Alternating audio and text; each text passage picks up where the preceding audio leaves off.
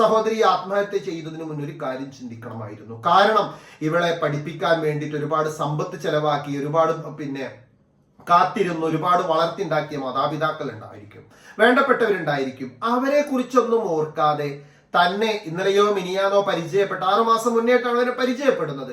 അങ്ങനെയുള്ള ഒരു വ്യക്തി ചതിച്ചു എന്ന് തോന്നുമ്പോൾ ആ ചതിച്ചവന് വേണ്ടിയിട്ട്, തന്നെ ജീവിതത്തിൽ നശിപ്പിച്ചവന് വേണ്ടിയിട്ട് സ്വന്തം ജീവിതം കളയുന്ന തീരുമാനം എങ്ങനെയാണ് എടുക്കാൻ തോന്നുന്നത്? അല്പമെങ്കിലും ബുദ്ധി ഉണ്ടെങ്കിൽ, തൻ്റെടമുണ്ടെങ്കിൽ എങ്ങനെ നമുക്ക് കഴിയുന്നു അങ്ങനെ ഒരു തീരുമാനം എടുക്കാൻ?